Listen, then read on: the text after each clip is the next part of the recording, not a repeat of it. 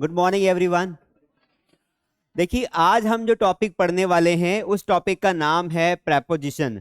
और ये जो प्रेपोजिशन है ये इसलिए इंपॉर्टेंट है क्योंकि प्रेपोजिशन हर एग्जाम्स में आता है।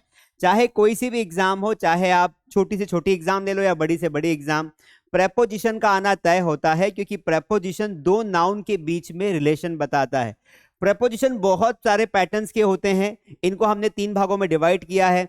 तो किस प्रकार के प्रेपोजिशंस एग्जाम्स में आएंगे वो भी हम प्रैक्टिस करेंगे। कुछ पुराने क्वेश्चन पेपर्स भी देखेंगे, जैसे एसआई के एग्जाम में, एसएससी के एग्जाम में या बैंकिंग एग्जाम में या जितनी भी एग्जाम्स होती तो किस प्रकार के वो पैटर्न पूछता है, तो हम फिलिंग द ब्लैंक्स वाले फॉर्म में देखेंगे। तो सबसे पहले बात करते हैं प्रेपोजिशन होता क्या है। तो यहां पर जैसे कि आपको दिखाई दे रहा है, यहां पर एक वर्ड है प्री और दूसरा वर्ड है पोजीशन। क्या दिखाई दे रहा है? एक वर्ड है प्री और दूसरा है पोजीशन। इसका मतलब होता है कि किसी शब्द की जो पोजीशन है वो उसके पहले लगा देना। जैसे मैंने एक वर्ड लिखा, यहां पर लिखा टेबल, तो इसके पहले मैंने एक वर्ड लगा दिया ऑन टेबल।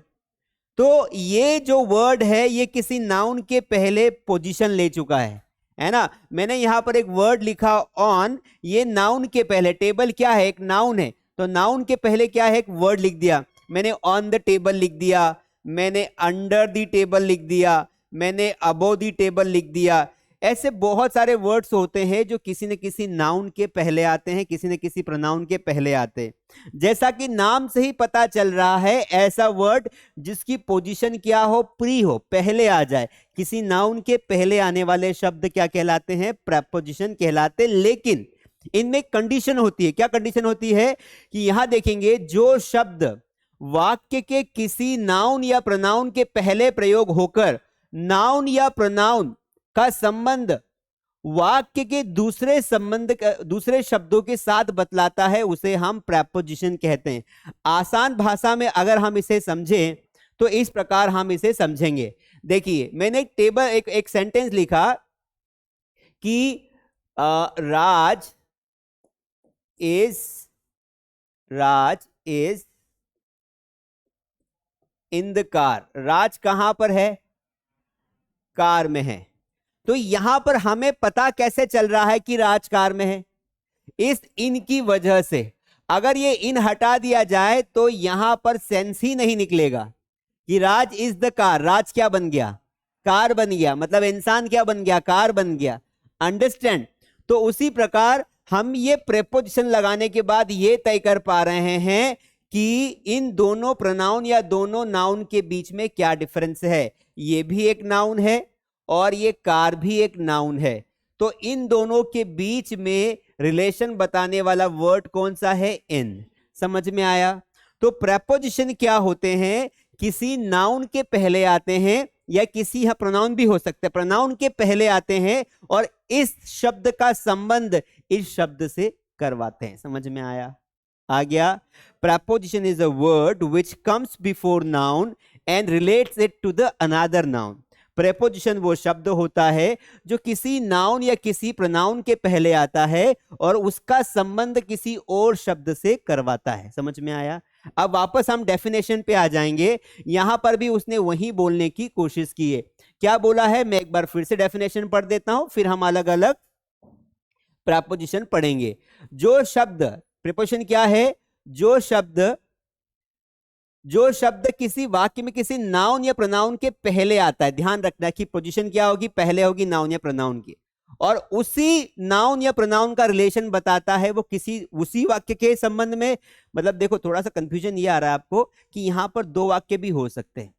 कहने का मतलब ये है हमारा सेंटेंस नंबर 1। परिभाषा थोड़ी सी डिफिकल्ट है, इसको आसान कर देता हूं। और ये है हमारा sentence number 2।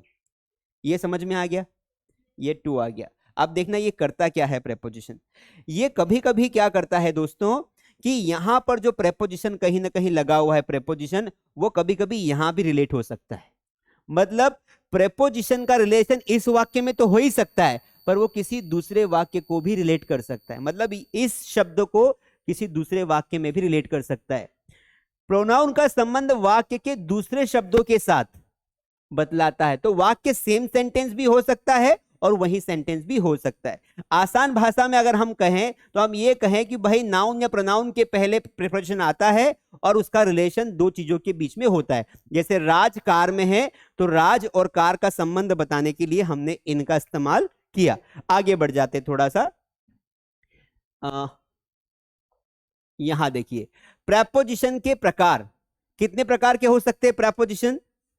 Preposition of time, ऐसे प्रेपोजिशन जो समय बताते हैं। कौन कौन समय बताते हैं बताओ जरा। जैसे ऑन का इस्तेमाल समय के लिए करते हैं, जैसे हम बोलते हैं मैं संडे को आऊंगा तो I will come on Sunday, मैं 7 बजे तुमसे मिलूंगा तो I will meet you at 7 o'clock। तो 8 क्या करता है? समय बताता है। इन भी समय बताता है, जब साल बोलना हो तो हम इन लगाते हैं। जैसे हम बोलते 2012 में मैं तुमसे मिलूंगा तो I will meet you in 2012। तो अलग अलग प्रेपोजिशन का अलग अलग शब्दों के पहले इस्तेमाल होता है। ऐसे प्रेपोजिशन जो टाइम के पहले आते हैं उन्हें प्रेपोजिशन ऑफ टाइम कहा जाता है। इनको डिटेल में पढ़ेंगे, बहुत सारे होते हैं, ठीक है। इसके अलावा होते हैं प्रेपोजिशन ऑफ पोजीशन या प्लेस, ऐसे प्रेपोजिशन जो प्लेस बताते हैं। अब यही तीनों के तीनों क्या करते हैं? प्लेस भी बताते हैं। ऑन का इस्तेमाल हम लोग सरफेस के लिए करते हैं। सरफेस क्या होता है? जैसे टेबल पर क्या रखी? किताब रखी है। टेबल पर क्या रखी है? किताब। तो क्या बोलेंगे? The book is on the table, है ना। मैं स्टेज पर हूं तो क्या बोलूंगा? आई एम एट द स्टेज। तो एट का इस्तेमाल भी हम स्थान के लिए करते हैं, प्लेस दिखाते हैं। जगह के लिए भी हम इनका इस्तेमाल भी करते हैं। जैसे मैं दिल्ली में रहता हूं, आई लिव इन दिल्ली, बड़े स्थान के पहले इन लगाते हैं। अब आपके मन में एक सवाल पैदा होता है कि सर टाइम के लिए भी इनका प्रयोग करते हैं और स्थान के लिए भी इनका प्रयोग करते हैं, तो पता कैसे चलेगा कि कौन से प्रेपोजिशन का इस्तेमाल कहां करना है? मैं ऑन का प्रयोग टाइम के लिए करूं या मैं ऑन का प्रयोग स्थान के लिए करूं? तो मित्रों दोनों के लिए करना है, हमें यही तो याद करना है। प्रेपोजिशन में हमें रूल्स याद करने पड़ेंगे और एक बार बार बार एक दो बार आप पढ़ लोगे तो टंग पे आ जाएगा। तो प्रेपोजिशन में हमें क्या करना है? जितने भी प्रेपोजिशन होते हैं उनकी कंडीशंस को याद करना है। जैसे आपको मैंने पूछा कि बताओ ऑन का प्रयोग कहां करते हैं, तो अगर आपने एक बार लेक्चर अटेंड कर लिया ये वाला तो आपको बताते आना चाहिए कि सर ऑन का प्रयोग 4 से 5 जगह हम कर सकते हैं। मैं पूछूंगा भाई कौन कौन कौन जगह कर सकते हैं, तो आप बोलोगे सर ऑन का प्रयोग सबसे पहले हम डे के लिए करते हैं। जब किसी दिन का नाम आता है तो हम ऑन लगाते हैं, जैसे on Sunday, on Monday, on Tuesday. दूसरा बताओ भाई, तो आप बोलोगे सर ऑन का प्रयोग हम लोग किसके पहले करते हैं? तारीख के पहले करते हैं। जैसे Mahatma Gandhi was born on 2 October, I celebrate my birthday on 15th of May। तो 15th of May के पहले ऑन लगाया, 2 अक्टूबर के पहले ऑन लगाया। मैंने कहा चलो भाई दूसरा यूज हो गया। तीसरा ऑन का प्रयोग बताओ, तो आप बोलोगे सर जब कोई एक नाउन दूसरे नाउन के सरफेस पर होती है। जैसे ये जो पेन है ये मेरे पाम पर है, हथेली पर है, तो यहां पर पेन और हथेली चिपकी हुई है, तो जगह के लिए भी हम ऑन का प्रयोग करते हैं कि the pen is on my palm. Palm मतलब हथेली, तो सरफेस के लिए कर रहे हैं। जैसे किताब टेबल पर है तो the book is on the table, तो तीसरा इस्तेमाल क्या हो गया? सरफेस के लिए हो गया। मैंने बोला और बताओ भाई और आता हो तो आपने और बता दिया कि सर ऑन का इस्तेमाल हम लोग फेस्टिवल्स के पहले भी करते हैं। जैसे I will see you on Diwali, on Holi, तो फेस्टिवल्स के पहले भी ऑन का प्रयोग किया जाता है। तो इस तरीके से ऑन का इस्तेमाल हमने 4 जगह देखा। समझ में आया कि नहीं आया? तो हमारे दिमाग में ये कंडीशंस याद होनी चाहिए, सेंटेंस को पढ़ने के बाद याद आ जाएगा। प्रेपोजिशन ऑफ डायरेक्शंस, ऐसे शब्द जो हमें डायरेक्शंस दिखाते हैं। जैसे टुवर्ड्स, टुवर्ड्स का मतलब क्या होता है? भाई गाय मेरी ओर आ रही है, तो क्या बोलेंगे? द काव इज कमिंग टुवर्ड्स मी, मेरी ओर। तो टुवर्ड्स क्या दिखा रहा है? डायरेक्शन दिखा रहा है। तो ऐसे बहुत सारे वर्ड्स होते हैं जो क्या दिखाते हैं? डायरेक्शंस दिखाते हैं। जैसे अक्रॉस, इन फ्रंट ऑफ, बहुत सारे ऐसे वर्ड्स जो क्या दिखाते हैं? दिशा दिखाते हैं। तो अल्टीमेटली आपको दिमाग में ये सेट करना है कि प्रेपोजिशन वो शब्द होते हैं जो नाउन के पहले आते हैं। वो नाउन कुछ भी होती है, पहली परिभाषा। नंबर 2, एक प्रेपोजिशन का इस्तेमाल कई जगह पर किया जा सकता है। समझ में आ रहा है बात को? एक प्रेपोजिशन का इस्तेमाल कई जगह पर किया जा सकता है। नंबर 3, प्रेपोजिशन 3 प्रकार के हो सकते हैं। कुछ प्रेपोजिशन टाइम दिखाते हैं, तो वही वाले प्रेपोजिशन प्लेस भी दिखा सकते हैं, तो वही वाले प्रेपोजिशन डायरेक्शंस भी दिखा सकते हैं। मतलब माइंड को क्या रखना है? फ्लेक्सिबल रखना है, कोई फिक्स रूल नहीं है। आगे बढ़ जाते हैं। अब देखिए यहां पर एक चार्ट बनाया है। सबसे पहला चार्ट है प्रेपोजिशन ऑफ टाइम। आपको एक बात मैं बता दूं कि प्रेपोजिशन वाला जो लेक्चर है ये हम लगभग 2 से 3 क्लास में कवर करेंगे, एक क्लास में कवर अप नहीं होगा, कितनी भी जल्दीबाजी कर ले, क्योंकि इनकी संख्या बहुत ज्यादा होती है और एक एक को समझना बहुत आसान नहीं होता है, क्योंकि हर प्रेपोजिशन के रूल्स बहुत ज्यादा होते हैं। जैसे प्रेपोजिशन ऑफ टाइम में यहां पर आप देखेंगे तो यहां पर लगभग कितने हैं, मुझे तो 15 दिखाई दे रहे हैं, आपको कितने दिखाई दे रहे हैं? 15 प्रेपोजिशंस यहां पर है। तो अब 15 को पढ़ना, उनके रूल्स को पढ़ना और आपको याद भी करवाना आसान नहीं, तो 2-3 क्लासेस में कवर अप हो जाएंगे। जो लोग ऑनलाइन देख रहे हैं उन्हें मैं बता दूं कि यूट्यूब पर हमने क्लास वाइज डाल रखी है सारी क्लासेस ग्रामर की, आप वहां जाके रिवीजन भी कर सकते हैं कि भाई आपने नाउन का लेक्चर नहीं देखा हो, आर्टिकल्स का नहीं देखा हो, प्रोनाउन का नहीं देखा हो, सारे ब्रीफ में आपको पढ़ा के वहां पर रखे। सर क्या हमें याद करना पड़ेगा कि टाइम में कौन कौन से रखने हैं? नहीं, आपको बिल्कुल याद नहीं करना है। आपको ये याद थोड़ी करना है कि प्रेपोजिशन कितने प्रकार के होते हैं, ये एग्जाम में नहीं आता है। ये भी नहीं आता है कि प्रेपोजिशन ऑफ टाइम में कितने रखते हैं, ये भी नहीं आता है। सीधा एग्जाम में आएगा, इनका इस्तेमाल आएगा कि भाई इनका उपयोग करके बताओ। खाली ये नॉलेज की दृष्टि से आपके लिए इंपॉर्टेंट है कि भाई आपको पता होना चाहिए कि इन जो है वो प्रेपोजिशन ऑफ टाइम में भी आता है, प्लेस में भी आता है। तो in, on, for, since, at, from, between, during, after, before. उसके अलावा यहां देखिए बाय, विद इन, ये गलत लिखा है, जी नहीं आएगा यहां पे, विद इन, टिल, अनटिल और फ्रॉम, ये सारे के सारे प्रेपोजिशन ऑफ टाइम है। और भी हो सकते हैं लेकिन ये तो फिक्स है कि ये इनका कहीं ना कहीं इस्तेमाल हम समय के लिए करते हैं। समझ में आया? अब बोलोगे सर ये बिटवीन का इस्तेमाल टाइम के लिए कैसे करते हैं? अरे हम कभी कभी बोलते हैं ना कि मैं 3 से 5 के बीच में फ्री हूं, चलिए आना नदिया किनारे, कपड़े धोने जाती हूं मैं। तो कब जाती हूँ भाई? तो 3 से 5 के बीच में। ऐसे पहले गांव में होता था, आजकल व्हाट्सएप आ गया है। चलिए, तो हर एक वर्ड जो आपको दिख रहा है, टिल मतलब तक होता है, 5 बजे तक, 6 बजे तक, इस तरीके से सारे वर्ड्स का कहीं ना कहीं ये बाय का मतलब भी तक होता है। जैसे आप बोलते हैं ना कि मंडे तक प्रोजेक्ट कंप्लीट कर लेना, क्यों तुम मुझे ये किताब कब लौटा दोगे? तो आप बोलोगे बाय 5 o'clock, मतलब 5 बजे तक। आप टिल भी बोल सकते हो, बाय भी बोल सकते हो। तो टिल, अनटिल और बाय, इन तीनों में बहुत बारीक सा डिफरेंस होता है जो हम आगे समझेंगे, बहुत बारीक सा। मतलब ये प्रेपोजिशन ऐसे है कि कुछ प्रेपोजिशन तो बहुत बढ़िया है, आपको अच्छा लगेगा पढ़ने में, जैसे ऑन है, इन है, इनटू है, लेकिन जब टाइम की बात करेंगे तो इनमें बहुत बारीक सा अंतर आता है। जैसे इन फ्रंट ऑफ मतलब होता है सामने, अक्रॉस मतलब भी सामने ही होता है लेकिन उस पार होता है। तो बहुत बारीक सा वेरिएशन होता है जो आपको समझ में आएगा धीरे से। आगे बढ़ जाते हैं, ये सब नॉलेज की दृष्टि से। प्रेपोजिशन ऑफ पोजिशंस, स्थान। ऐसे कौन कौन से प्रेपोजिशन है जो स्थान बताते हैं?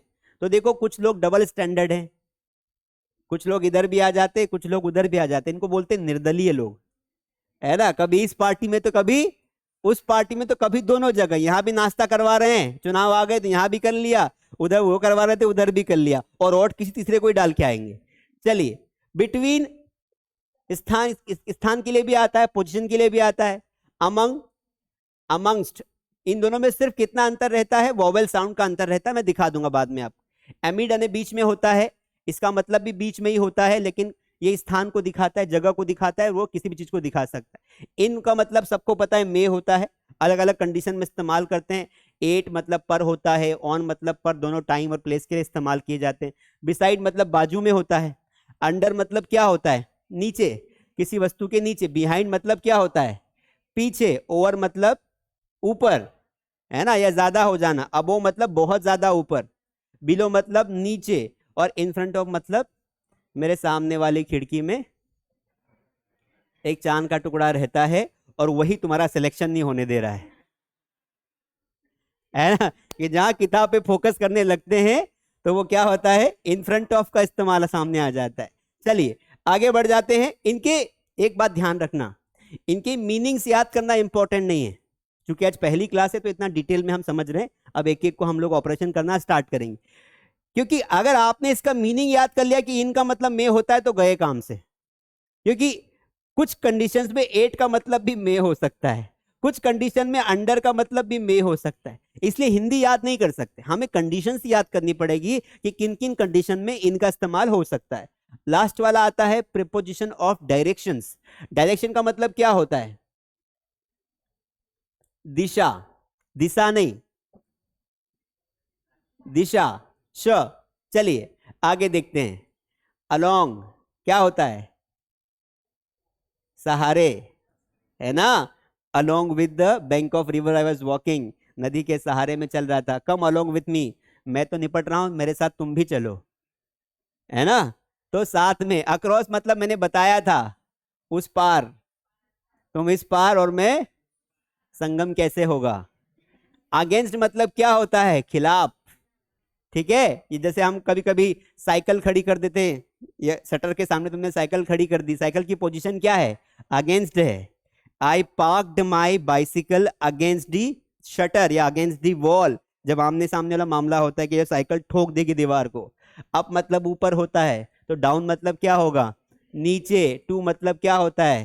को, है ना? किसी की ओर हम बोलते को, जैसे बोलते ना I am going to school, तो दिशा दिखा रहा है वो कि स्कूल की ओर जा रहे हो, स्कूल को जा रहे हो आप। टूवर्ड्स मतलब क्या होता है? तेरी ओर। मनोज सपने देख रहा है क्या? नहीं, मनोज मतलब ऐसे देख रहा है जैसे कोई लड़की मुझे देख रही हो। फॉर मतलब के लिए। फ्रॉम मतलब क्या होता है? से। एट मतलब क्या होता है? पर। ऑन मतलब भी पर ही होता है, छोड़ दो। चलिए, समझ में आ गया? Very good. आगे नहीं, एक्चुअल में क्या है ना, हो जाता है ऐसे, जैसे मतलब कोई बॉयज स्कूल होती है, मैं भी बॉयज स्कूल में पढ़ा हूं, तो वहां पर अगर एक आधी भी मैडम है तो वही सहारा है। तो मैडम से पढ़ना बॉयज को अच्छा लगता है, मन भी लग जाता है और सीख भी जाते हैं, तो रहता है ऐसा। तो मनोज मुझे ऐसे देख रहा है बिल्कुल, हाँ सर मजा आ रहा है। एक्चुअल में इसलिए आ रहा है कि वो रात भर पढ़ाई करता है। बहुत सारे ऐसे बच्चे आप में से हैं जो रात रात भर स्टडी कर रहे हैं, ये तो मजाक की बात थी। बाकी कुछ लोग ऐसे होते हैं जो दो दो तीन तीन बजे रात तक पढ़ाई करते, मैंने अपनी आंखों से देखा। कुछ लोग तो लाइब्रेरी में भी रात रात भर पढ़ते, तो नींद पूरी नहीं हो पाती। तो ऐसा नहीं करना चाहिए। ऐसे स्टूडेंट्स जो कॉम्पिटिटिव एग्जाम्स की तैयारी कर रहे हैं, उनको मेरी ओर से मैट्रिक बता देता हूं कि जो भी स्टूडेंट्स कॉम्पिटिटिव एग्जाम्स की तैयारी कर रहे हैं, उन्हें सबसे पहले एक चीज का जरूर ध्यान रखना चाहिए, वो है आपकी हेल्थ। क्योंकि इसके बिना कोई भी एग्जाम आप फाइट नहीं कर सकते।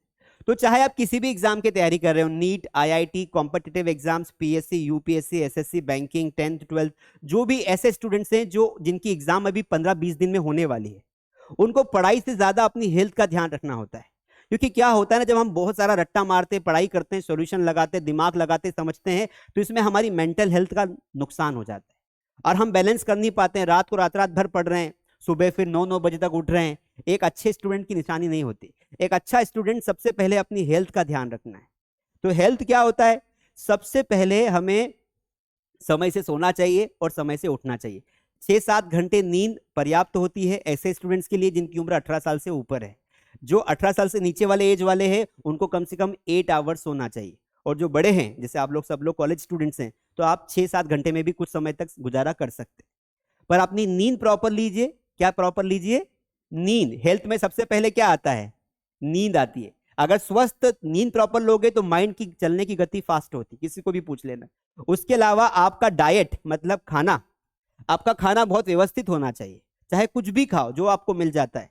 फ्रूट्स खा सकते हो आप मॉर्निंग में, आप सुबह लिक्विड ले सकते हो, जैसे कि आप दूध पी सकते हो, इस तरीके की जूसेस पी सकते हो। शाम को प्रॉपर आपको होना चाहिए। इसके अलावा स्वच्छता, ये बहुत इंपॉर्टेंट है। हमारे मनोज भाई जैसे स्टूडेंट्स बहुत पढ़ाई करते हैं, रूम से रहते हैं, है ना, तो इनके रूम पे कचरा भी कभी कभी मुझे झाड़ू लगाने जाना पड़ता है। ऐसा हुआ है। पहले सुरेन था ना, तो सुरेन के रूम पे मैं ही झाड़ू लगाता था। तो यहाँ क्या लिखा था? खाना। कोटा में जो पढ़ने जाते हैं ना गरी, वो कई दिनों तक नहाते नहीं है, लिटरली नहीं नहाते, 4-4 दिन में एक बार नहाते हैं। मैं बात करता हूँ स्टूडेंट से, ये सब अनसक्सेसफुल होने की निशानियां हैं। अगर आपको एग्जाम क्वालिफाई करनी है और अगर आपकी एग्जाम पास है, तो इन 3 चीजों पर ध्यान रखो मेरे भाई। एक तो प्रॉपर नींद लीजिए, एक प्रॉपर खाना खाइए, और अपने रूम में जहां पढ़ाई करते हो और अपने शरीर को स्वच्छ रखिए। ये 3 चीजें स्वच्छ रहेगी तो कठिन से कठिन टॉपिक को भी आसानी से हल कर जाओगे। और अगर आपने आपको व्यवस्थित नहीं रखा, प्रॉपर सोए नहीं, प्रॉपर खाना नहीं खाया, गंदगी फैली हुई है जहां पढ़ाई करते हैं वहां पर, या शरीर को बहुत दिन से साफ नहीं किया, तो दिक्कत ये होगी कि माइंड काम नहीं करेगा। इसीलिए जब आपके एग्जाम पास आ जाए तो 15 दिन पहले अपने आप को ये समझा लो कि भैया मुझे 15 दिन खुद का ख्याल बहुत ज्यादा रखना है। ये टॉपर्स की निशानी होती है। नहीं तो पता चले दिन रात पढ़ रहे हैं और एग्जाम के 2 दिन पहले टाइफाइड हो गया, पीलिया हो गया, कुछ ना कुछ बीमारी लग गई, हेडेक हो रहा है ना, मन नहीं लग रहा है, उल्टी जैसा जी कर रहा है। ये सब कब होता है? जब अपनी हेल्थ का ध्यान हम नहीं रखते। तो स्वस्थ होना बहुत जरूरी है। तो कई बार ऐसा होता है कि जो बहुत ज्यादा पढ़ाई करता है एग्जाम टाइम पे अच्छा परफॉर्म नहीं करता है, फेल हो जाता है, और एक बंदा जो मस्त था, फ्री दिमाग से एग्जाम देने गया और निपटा के आ गया पेपर को। मेरी बात समझ में आई कि नहीं आई? इसलिए please take care of your health, क्योंकि हेल्थ अगर ठीक रहेगी तो एग्जाम ऑटोमेटिकली क्वालिफाई हो जाएगी। चलिए आगे बढ़ते। समझ में तो आया कि नहीं आया? आ गया। अब हम आगे बढ़ जाते हैं। अब हम सबसे पहले 2 प्रेपोजिशन देख रहे हैं, एट और इन। किसका प्रयोग देख रहे हैं? एट और इन का प्रयोग। चलिए, तो एट और इन का मतलब क्या होता है? तो यहां पर रूल नंबर 1 देखिए, इन का प्रयोग मे के अर्थ में होता है। मैंने कहा था मे को ध्यान नहीं देना है। हमें पहला नियम यह याद रखना है कि इन की जो कंडीशन है वो बड़े बड़े देश, राज्य, महानगर इनके पहले करते हैं, जबकि एट का प्रयोग छोटे स्थानों के पहले करते हैं। तुलनात्मक अध्ययन कर रहे हैं कि इनका प्रयोग बड़े शहर के पहले करते हैं और एट का प्रयोग छोटे स्थानों के पहले करते हैं। तो इसको ऐसा समझ लीजिए, आपको समझ में आ जाएगा कि इस पोजीशन में क्या आएगा? इन आएगा, और इस पोजीशन में क्या आएगा? एट आएगा। ठीक है। जैसे मैं दिल्ली में रहता हूं तो इन दिल्ली आएगा, लेकिन दिल्ली के अंदर किसी नगर का नाम मैंने बताया, जैसे एक बहुत प्यारा नगर है वसंत विहार, दिल्ली में है ना, तो मैं दिल्ली में वसंत विहार में रहता हूं तो I live in Delhi at Vasant Vihar. जैसे मैं सनावद में पंडित कॉलोनी में रहता हूं तो मैं क्या बोलूंगा? I live in Sanawad at Pandit colony. तो नियम बहुत सिंपल है कि बड़े स्थान के पहले आपको इन लगाना है, छोटे स्थान के पहले आपको क्या लगाना है? एट लगाना है। दोनों का ही इस्तेमाल जगह के लिए किया जाता है। एग्जाम्पल के माध्यम से हम समझने की कोशिश करेंगे। यहां देखिए, Sanjay and his parent live in Kolkata. तो यहां पर संजय और उसके माता पिता, ये बड़े स्थान आया, उसके पहले खाली स्थान आपको दिया इन। तो चूंकि कोलकाता एक बहुत बड़ा शहर है, महानगर है, इसलिए हमने यहां पे क्या लगा दिया? इन लगा दिया। India and Pakistan are at Asia, इसको छोड़ दीजिए, ये थोड़ा सा कंफ्यूजिंग है, इसको छोड़ दीजिए वरना आपको कंफ्यूज करेगा। ओम प्रकाश हैज गॉट, अब ये जैसे यहां पर है ना, तो ये गलत है। ये क्या है? ये गलत है, क्योंकि इंडिया और पाकिस्तान कहां पर है? एशिया में है। तो ये कभी कभी गलत वाला भी आ सकता है एग्जाम में, आपको एरर बताने के लिए गलत लिख के दे देगा, बोलेगा बताओ गलती कहां की, तो ये गलत है। Om Prakash has got a job at Maharashtra, ये भी क्या है? गलत है, क्योंकि यहां पे आना क्या था? In Maharashtra. My sister lives at Buxar, ये भी क्या है? गलत है। And I run an institute at क्या लिखा है? ये कान्हागढ़। ये अगर देखो, डिपेंड करेगा कि कौन सी जगह आपके दिमाग में कैसी है। जैसे सनावद, अब सनावद में हम लोग रहते हैं तो सनावद छोटा है बड़ा है, जो बच्चा कोलकाता में रहता है उसे पता थोड़ी चलेगा, चलेगा क्या पता? ये बक्सर जो है ये छोटा है बड़ा है, हमें थोड़ी पता है। तो इस सिचुएशन में हम क्या करेंगे, मैं आपको अलग से समझाता हूं। यहां से देखिए, सबसे पहले मैंने यहां पे लिखा इन, ये इन का इस्तेमाल आपको अलग समझाता हूं, ये सारी पीडीएफ मिल जाएगी आपको। देखो, इन का प्रयोग सबसे पहले करते हैं हम बिग प्लेस के पहले। इसको ऐसे पढ़ेंगे तो आपको समझ में आ जाएगा, क्योंकि सारी बुकों में ना बहुत कंफ्यूजन भरा हुआ है। अब आपको आराम समझ में आ जाएगा, ये मेरी गारंटी है। इनका प्रयोग हमने पहला हैशटैग लगाया बिग प्लेसेस के पहले। किसके पहले? बिग प्लेसेस के पहले। कैसे? जितने भी बड़े स्थान होते हैं, जो एरिया में बड़े होते हैं या पॉपुलेशन में बड़े होते हैं, वहां पर इन लगाते हैं। जैसे मैंने पहला एग्जांपल लिखा, आई लिव इन दिल्ली, समझ में आ गया यहां पर? पक्का है ना? आई live in Delhi, I live in India, I live in Asia, इस तरीके से। दूसरा, इनका इस्तेमाल हम लोग करते हैं बेसिकली किसी ईयर या मंथ के पहले। किसके पहले करते हैं? ईयर या मंथ के पहले करते हैं। एग्जाम्पल यहां पर देखिए दूसरा, जैसे मैंने बोला कि मैं 2025 में अमेरिका जाऊंगा, तो I will go to America Khalistan in 2025। बताओ यहां पर क्या आएगा? क्यों आएगा इन? क्योंकि यहां पर सन का नाम दिया है, इसलिए यहां पर क्या आ जाएगा? इन आ जाएगा। समझ में आया यहां तक? अगला क्वेश्चन है मंथ के पहले। तो मंथ कोई सा भी आ जाए, चाहे वो दिसंबर से लगाकर जनवरी तक का कोई सा भी मंथ आ जाए, आप यहां पर लगाएंगे कि शी सेलिब्रेट्स हर बर्थडे, वो अपना बर्थडे मनाती, खाली स्थान अप्रैल, वो अप्रैल में अपना बर्थडे मनाती है। तो खाली स्थान के बाद जो नाउन है वो मंथ का नाम है, तो यहां पर क्या लगा दोगे, इन। आप समझ में आ रहा है कि नहीं आ रहा है? व्यवस्थित आ रहा है ना? क्योंकि समझ में आना बहुत जरूरी है, वरना मतलब नहीं मिलेगा। इसको थोड़ा सा मिटाने की कोशिश करते हैं, इन। अब अगला नियम देखिए, दो नियम समझ में आ गए। अब अगला हैशटैग लगाते हैं। और कहां कहां करते हैं? तो इन का प्रयोग हम लोग करते हैं, मंथ हो गया, वीक आ जाए, जैसे 4 वीक 5 वीक, इनके पहले भी हम मंथ का इसका इनका किसके पहले?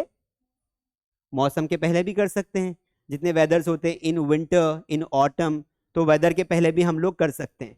ठीक है, मौसम के पहले भी हम लोग कर सकते हैं, वेदर के पहले भी हम लोग कर सकते हैं। इसका एग्जांपल भी दे सकते हैं, जैसे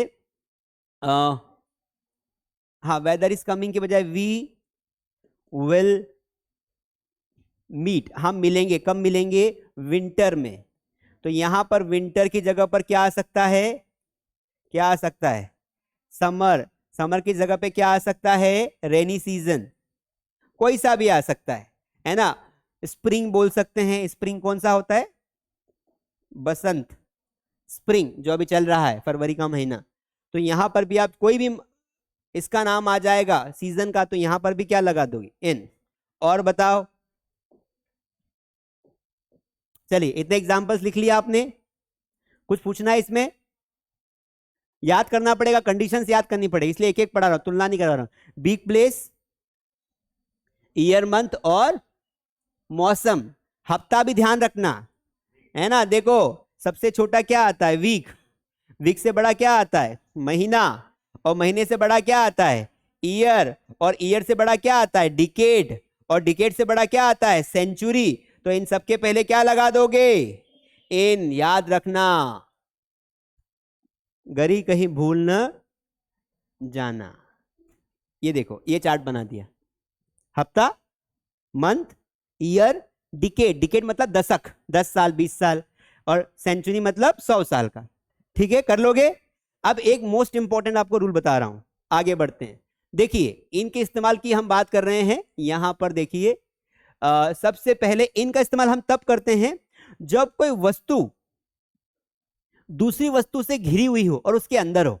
बात को समझना, कोई एक वस्तु है जो जो चारों तरफ से घिरी हुई है, और दूसरी वस्तु, दूसरी जो नाउन है वो उसके अंदर है। ये सब तुम्हारे फोटोज हैं, देख लो आपने अपने फोटोज। अब ये कौन है? स्टूडेंट्स है। और एक कौन है? क्लासरूम है।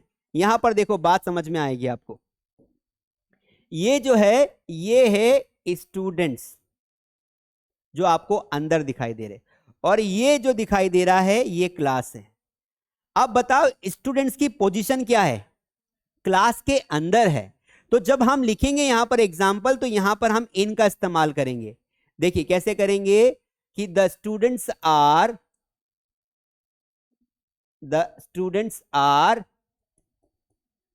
इन द क्लास। तो यहां पर जो मैंने प्रेपोजिशन लगाया, दैट इज इन। समझ में आया? जब कोई एक नाउन दूसरी नाउन से घिरी हुई हो, एक नाउन है स्टूडेंट्स, दूसरी नाउन है क्लास। क्लास एक नाउन है, कॉमन नाउन है। तो कॉमन नाउन नहीं, कौन सी नाउन है? क्लास। क्लास एक कलेक्टिव नाउन है, पता होना चाहिए, है ना। घिरी हुई हो तो वहां पर हम इन लगाते। फॉर एग्जाम्पल, ये एक कुआं बनाता हूं मैं, एक तालाब बनाता हूं या कुआं बनाता हूं। चलो तालाब बना दिया, और तालाब में क्या रख दी मैंने? बहुत सारी मछलियां हैं एरोप्लेन के फॉर्म में, है ना। ये तुम सब खा गए हो तो हड्डियां बची है। ठीक है, क्या हुआ है? तुम सब खा गए हो तो क्या बची हुई है? हड्डियां बची हुई है। अब यहां पर देखिए, अब आपको पूछा जाए कि वेयर आर द फिश, मछलियां कहाँ है? हाँ, इंदौर है। इन द पॉन्ड, तालाब को पॉन्ड बोलते हैं। तो आप क्या बोलोगे? There are fish. फिश का बहुवचन नहीं होता है, फिश का बहुवचन और सिंगुलर एक ही होता है। फिशेस मत कर देना, यहां आर लगाए तो फिशेस कर दिया, नहीं। There are fish in the pond, इस तरीके से। तो जब एक वस्तु दूसरी वस्तु से घिरी हुई हो और उसके अंदर हो तो क्या लगाएंगे, हम एन लगाएंगे। समझ में आ गया नियम, पक्का? ओके, आगे बढ़ जाते हैं। देखो तो हमने टोटल कितने नियम पढ़ लिए भाइयों? 5। डे के पहले इन लगाओगे, डे के पहले, अरे किसके पहले? सबसे पहले बिग प्लेस, बड़ा स्थान, दूसरा मंथ और ईयर, तीसरा मौसम के पहले, चौथा हफ्तों के पहले, पांचवा दो नाउन जब एक दूसरे के अंदर हो तब लगाएंगे। कर लोगे ये? आगे बढ़ जाते हैं, चलिए देखते हैं कितना आता है। अब इसी के बाद मैं आपको 8 का भी पढ़ा देता हूं, फिर दोनों की तुलना करेंगे। देखिए ये 8 है, 8 का मतलब वैसे तो हिंदी में पर होता है, लेकिन ये किसी काम का नहीं है क्योंकि हम हिंदी मीनिंग पर नहीं करेंगे। अब हमें कंडीशंस याद रखनी है, जिसको जितनी ज्यादा कंडीशंस याद रहेगी वो एग्जाम में उतना ज्यादा अच्छा परफॉर्म करेगा। पहला हैशटैग लगाया, 8 का इस्तेमाल हम लोग छोटे स्थानों के पहले करते हैं। स्मॉल प्लेसेस, इस पॉइंट को समझना, या फिर स्पेसिफिक प्लेसेस, ये दोनों पॉइंट बहुत इंपॉर्टेंट है। स्मॉल प्लेसेस या फिर स्पेसिफिक प्लेसेस। क्या होता है भैया स्मॉल प्लेसेस स्पेसिफिक प्लेसेस? छोटी जगह हो या फिर स्पेसिफिक हो। तो पहले छोटी जगह की बात करते हैं। जब किसी कॉलोनी की बात करते हैं ना, तब हम 8 लगाते हैं। जैसे आपने कहा कि पहला एग्जांपल देखिए, ब्लैक पेन से लिखेंगे, तो थोड़ा छोटा करना पड़ेगा। जैसे शी लीव्स, खाली स्थान, 8 कौन सी कॉलोनी में रहती है? पंडित कॉलोनी में। आपको तो पता ही होगा कहां रहती है। मुझे बताओ कॉलोनी बड़ी हो सकती है क्या? देखो इस वर्ड को देखो, कॉलोनी लगा हुआ है, मोहल्ला लगा हुआ है, तो ये वर्ड समझ में आ रहा है कि छोटा प्लेस है। तो यहां पर क्या लगा दोगे? 8 लगा दोगे। तो यहां पर कॉलोनी के पहले क्या लगाया? 8 लगाया। कभी कभी बड़े स्थान के बाद छोटा स्थान आता है। एग्जाम्पल को समझना, समझोगे तो मजा आएगा। जैसे शी लीव्स, काट दो, शी लीव्स दिल्ली, खाली स्थान,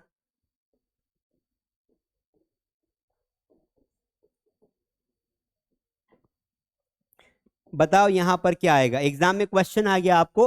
अब कभी कभी इस तरीके क्वेश्चन आता है। ऑप्शन ए 8 और इन, ऑप्शन बी ऑन और 8, ऑप्शन सी इन और 8, ऑप्शन डी 8 और अबो। बताओ क्या है? बस ऐसा कैसा सेम टू सेम क्वेश्चन आता है। Which one is the right answer? पक्का? ओके, तो राइट आंसर हम देखते हैं। शी लीव्स इन दिल्ली, बड़ा प्लेस है तो यहां पे क्या लगा देंगे? इन लगा देंगे। तो हमने यहां पे लगा दिया इन। और छोटा प्लेस है वसंत विहार, तो यहां पे लगा दिया 8। अब हमारा आंसर बन के रेडी हुआ इन और 8। अब इन दोनों में से, चारों ऑप्शन में से इन और 8 कौन सा ऑप्शन है? ये वाला, सी वाला, इन और 8। इस तरीके का क्वेश्चन आता है। कभी कभी डबल प्रेपोजिशन पूछ लेता है, 2 प्रेपोजिशन एक साथ। तो पहले इस सिचुएशन में क्या करो, खाली स्थान में प्रेपोजिशन लगा के देख लो और आंसर निकाल के फिर चूज करो। कभी कभी हम गलती क्या करते हैं पता है? दोनों को बिठाते हैं। पहले इसको बिठाया, यहाँ 8 लगाया है, नहीं यार मजा नहीं आ रहा है। ऐसे करने में टाइम वेस्ट होता है। अपन ने पढ़ा है ना, तो पहले अपना आंसर जमा लो, फिर लास्ट में ढूंढ लो आंसर कौन सा सही है, तो सही तरीका होता है। समझ में आया? आगे बढ़ जाऊं? आगे बढ़ जाता, चलिए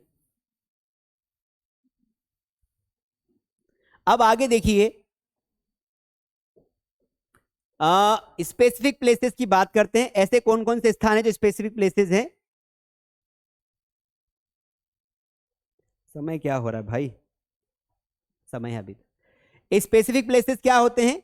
जो जैसे मान लो तुम मेरी स्कूल में आ गए, है ना। अब स्कूल में आए तो आपने बोला कि सर हम तो स्कूल में खड़े हैं, आप तो दिख ही नहीं रहे हैं। तो मैंने कहा भाई स्कूल में बहुत बड़ी स्कूल होती है, वहाँ अलग अलग जगह होती है, तो कहाँ पर हो आप? तो मैंने कहा I am at reception.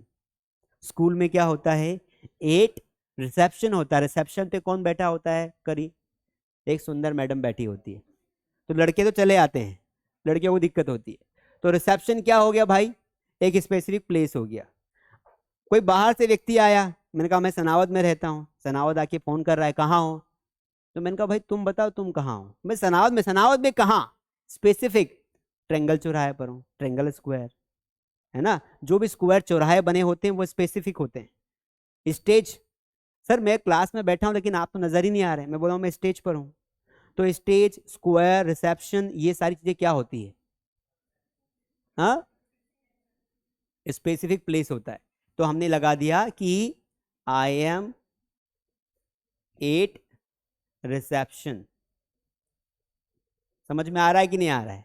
Condition तो याद करनी पड़ेगी, है ना। जितना ज्यादा पढ़ोगे उतना ज्यादा शादी होने की संभावना है। हाँ भाई, नौकरी लगेगी तो शादी हो जाएगी, नहीं तो फिर घूमते रहे, क्या आएगा। चलो ठीक है। हाँ मतलब कुछ लोग जागते भी, उसको भी हाँ बोल देते, हाँ सर ठीक है, ध्यान ही नहीं है ना। चलिए, एट इन और एट, समझ में आ गया। अगला हैशटैग लगा दूं? देखो अगला हैशटैग यहां लगाता हूं, छोटी सी जगह में यहां पर लगा देता हूं। एट का इस्तेमाल हम लोग करते हैं टाइम के पहले, जो घड़ी का कांटा आता है ना, 7 बजे 8 बजे, उसके पहले करते हैं। तो टाइम में हम वॉच के आवर के पहले करते हैं, जिसको हम बोलते हैं टाइम। इसको ब्रैकेट में लिखेंगे ओ क्लॉक। ये ओ जो है घड़ी के सिंबल को दिखाता है, और क्लॉक मतलब होता है बजे। आगे बात करते हैं, एग्जाम्पल के थ्रू ही समझ में आएगा। जैसे आप सभी लोग मुझे गुड मॉर्निंग बोलते हो सुबह 5 बजे उठ के, ये दिखाते हो कि सर हम बहुत पढ़ाई करते हैं, है ना। 5 बजे गुड मॉर्निंग बोल के सो जाते हो, फिर 9 बजे उठते हो। तो आई गेट अप 8:05 समझ में आया? तो ये 8 लगाया मैंने। अच्छा, गेटअप और वेकअप में क्या डिफरेंस है बताओ Khushboo ma'am? What is the difference between get up and wake up?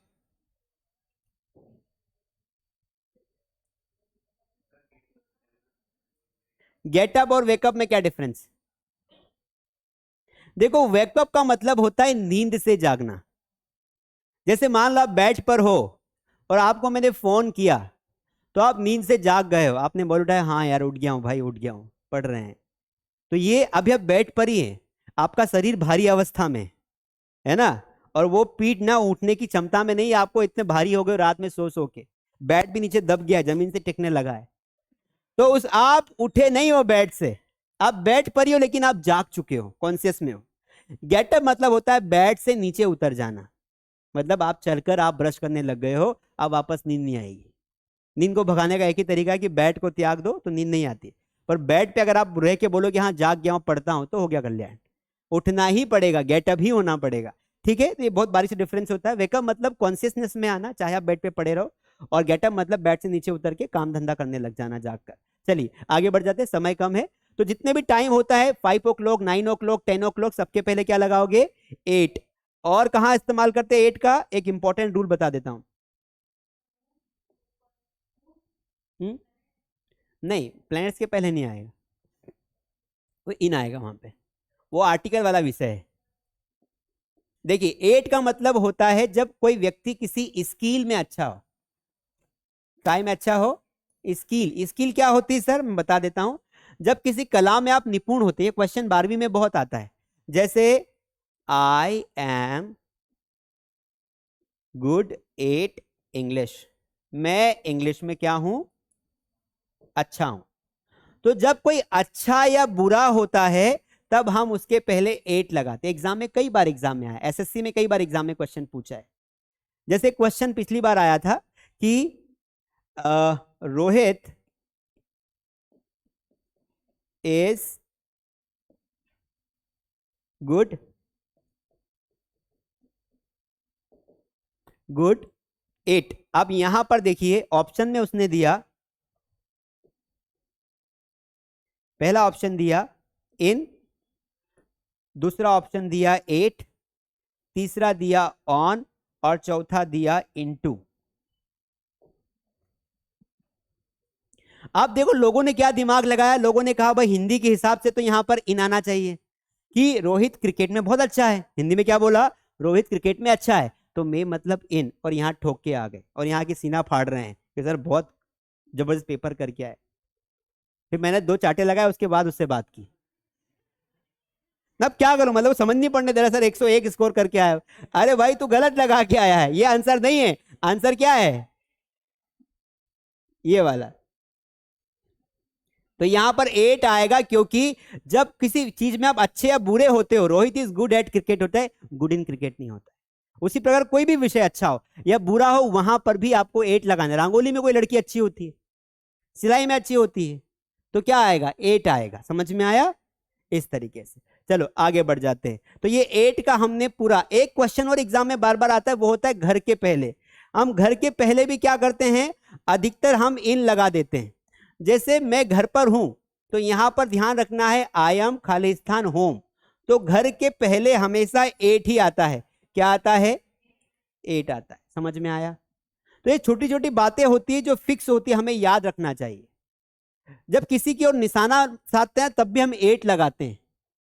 निशाना साधने की बात, जैसे मैंने कहा मुझे देखो, अचानक मैंने कहा, तो लुक एट मी होगा, लुक इनटू मी नहीं होगा, है ना। मेरी आंखों में देखो, तो क्या आएगा गरी? लुक इनटू माय आईज, क्योंकि आंखों के अंदर घुसने की बोल रहा हूं, जो बहुत दिन से साफ नहीं, तो देखो और साफ करना। मुझे देखो, ऑब्जेक्ट को देखो। जैसे द्रोणाचार्य ने कहा अर्जुन को, क्या कहा? कि चिड़िया की आंखों को देख, look at the eyes of the sparrow of the bird. ऐसा। तो अचानक किसी ऑब्जेक्ट पर आप फोकस करोगे ना, तो 8 आता है। एक काम करो, देख टीवी देख, look at the TV, not look on the TV और लुक इनटू द टीवी। ये बहुत छोटी बात है, प्रेपोजिशंस को पढ़ने की जरूरत नहीं है, बेसिक चीजें नोटिस करोगे तो आ जाएगा। आगे बढ़ जाओ, अब वापस चलते हैं। देखो यहां पर ये कुछ नियम बताए हैं जो मैंने आपको सारे बता दिए, फटाफट क्विकली रिवाइज कर देता हूं। मैंने इसलिए आपको अलग अलग पढ़ाया 8 और इनको, ताकि आपको क्लियर हो जाए। अब ये क्या बोल रहा है भाई साहब? दिन के हिस्सों के पहले भी हम लोग किसका प्रयोग करते हैं? इनका। जैसे मॉर्निंग, आफ्टरनून, इवनिंग। ये गलत लिखा है, नाइट के पहले 8 का इस्तेमाल होता है। ये पीपीटी थोड़ी सी ठीक नहीं बनी है, ध्यान रखना है ना। द डे टाइम के पहले किया जाता है। देखो इनका प्रयोग हम लोग इनके पहले करते हैं। तो जैसे ये नाम है मॉर्निंग का,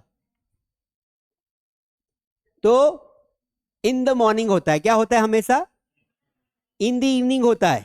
लेकिन नाइट की बात आएगी तो 8 नाइट होगा। मैं रात में तुमसे बात करता हूं तो क्या बोलेंगे? I will talk to you 8 night, क्योंकि दिन में मोबाइल किसके पास रहता है? पप्पा के पास।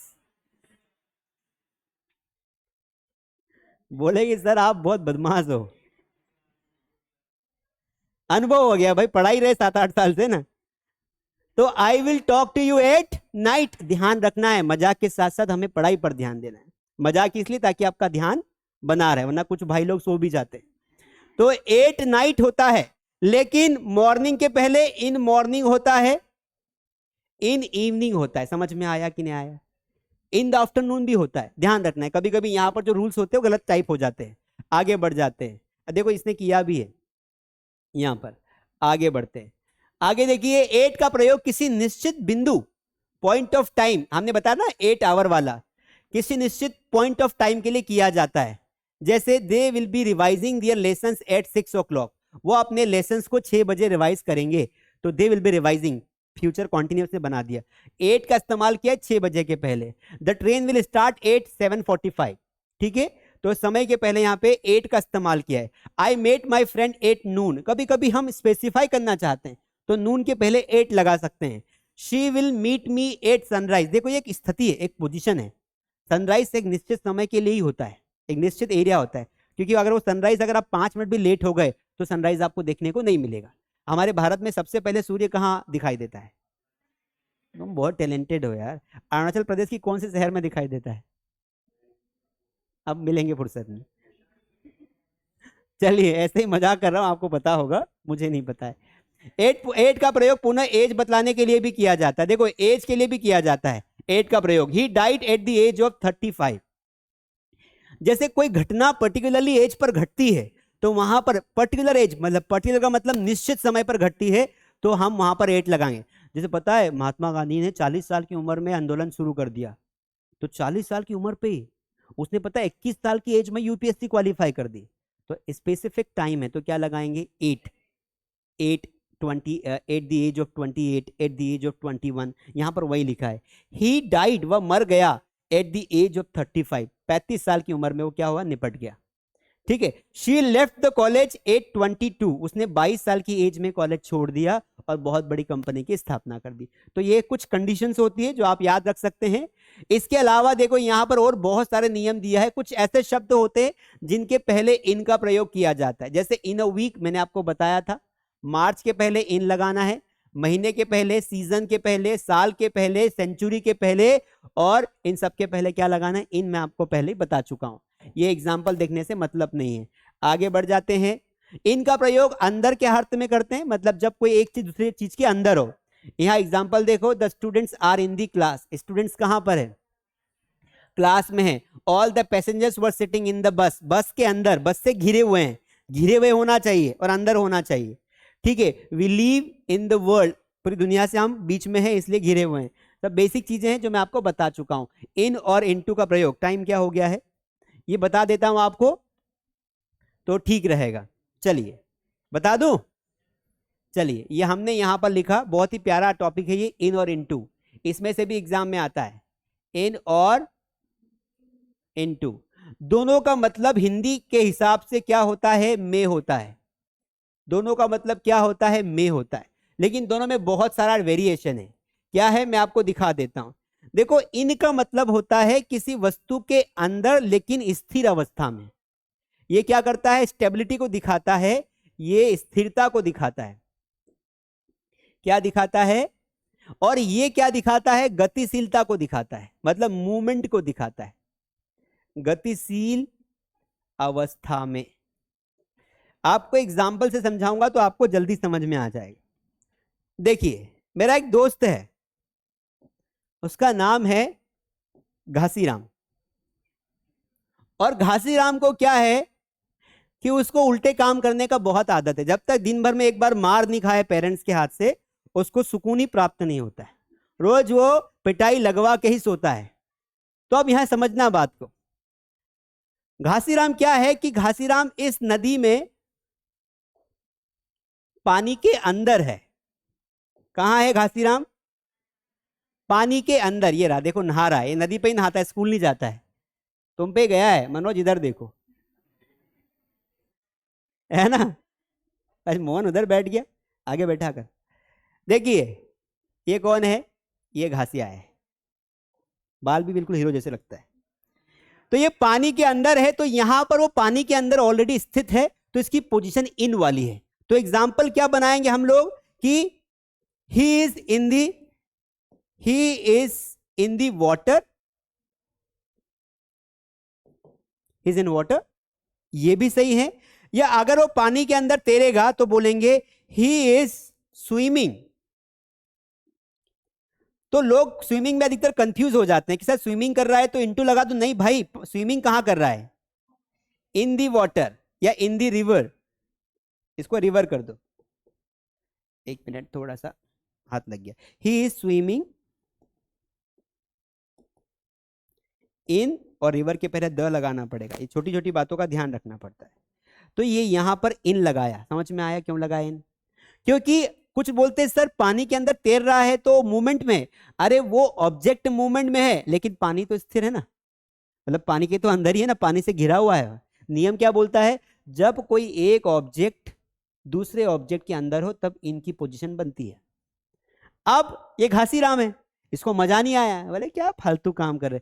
अब घासिया तूफान करेगा इधर, उसको प्यार से मैं घासिया बोलता हूं। अब घासिया ने कहा कि यार मजा नहीं आ रहा है, वहां के वहां पानी से रहा हूं। तो इसने क्या किया कि नदी के किनारे एक पेड़ देखा, बोला पेड़ पे चढ़ के कूदेंगे भैया, है ना। क्या बोला उसने कि पेड़, आसपास पेड़ देखा और पेड़ पे चढ़ के कूदा जाएगा और फिर वहां से मरेंगे। तो ये नदी किनारे है, ये नदी बह रही है, और ये नदी जो बह रही है ये जाके बंगाल की खाड़ी में मिल रही है। घासीराम बोले कि सर बहुत हो गया, अब जलसा होगा अब। और घासीराम ने बोला कि सर छलांग लगा दूं। मैंने कहा लगा दे भाई।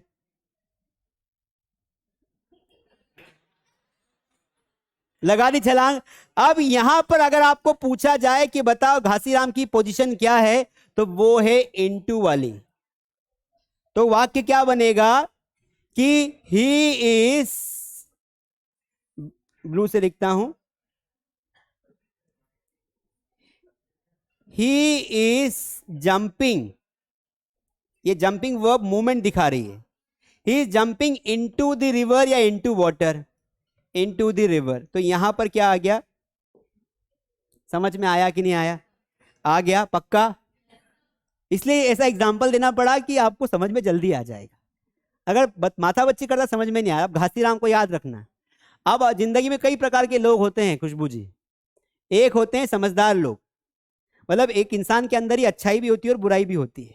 यहां पर घासीराम के अंदर अच्छाई थी कि प्रॉपर व्यवस्थित नहा रहा था नदी में, चल ठीक है, पर उसको कीड़ा चला।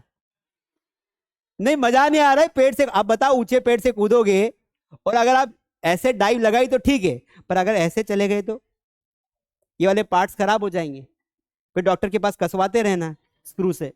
इसलिए दैट इज वाई स्थिरता जब बतानी हो तब आपको इन लगाना है, गतिशीलता दिखानी हो तो इनटू लगाना है। कुछ एग्जाम्पल के माध्यम से आज के लेक्चर को हम खत्म करेंगे। रानी क्लास में आ रही है, Rani is coming into the class, क्योंकि वो आ रही है गतिशील अवस्था में। ऑब्जेक्ट क्या है? गतिशील अवस्था में। Rani is coming into the class.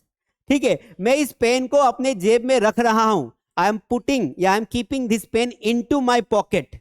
पर अगर ये पेन पहले से रखा हुआ है तो इन दी पॉकेट। अरे यार मेरा पेन कहाँ है? सर पेन आपके जेब में है, तो the pen is already in your pocket, in your pocket. मैंने इनटू नहीं बोला क्योंकि पहले से रखा हुआ है। किताबें आपके बैग में पहले से है तो इन दी बैग, समझ में आ रहा है? पर अगर आप रख रहे हो तो इनटू, समझ में आ गया? तो आज हमने 3 प्रेपोजिशंस पढ़े। कितने? 3। एक हमने पढ़ा, सबसे पहले हमने पढ़ा प्रेपोजिशंस क्या होते हैं, उनके टाइप्स कितने होते हैं। कितने होते? 3। Preposition of time, preposition of place या पोजिशन, प्रेपोजिशन ऑफ डायरेक्शन। उसके बाद हमने फिर 3 प्रेपोजिशन पढ़े। हमने पढ़ा इन, हमने पढ़ा एट और हमने पढ़ा इनटू। समझ में आ गया? अब अगले लेक्चर में हम ज्यादा प्रेपोजिशंस कवर करेंगे और एक एक करके कम से कम 7-8 हम पढ़ेंगे। इसके अलावा जो भी हमें यूट्यूब पर देख रहे हैं मैं उनके लिए फिर बता देता हूं, ये सारी की सारी क्लासेस 1 बाय 1 करके मास स्टडी ऐप पर आप जाएंगे तो सबसे नीचे एक कोर्स मिलेगा सुपर इंग्लिश ग्रामर, वहां पर कंप्लीटली फ्री है। ये सारी वर्कशीट्स और सारे वीडियोस वहां पर मास स्टडी ऐप पर जाकर आप देख सकते हैं। ऐप की लिंक हमने डिस्क्रिप्शन में दे रखी है, आप वहां पर जाकर देख सकते हैं। इसके अलावा यूट्यूब पर भी प्लेलिस्ट में आप जाएंगे तो ग्रामर की प्लेलिस्ट में आपको सारे लेक्चर्स 1 से लगाकर अभी तक जो भी हमने पढ़ा है ग्रामर के लेक्चर्स कवर अप किए गए हैं। अगर आप नए हैं प्लीज सब्सक्राइब कर दीजिए, वीडियो को लाइक करिए और कोई डाउट हो तो कमेंट में जरूर लिखिए। Thank you so much.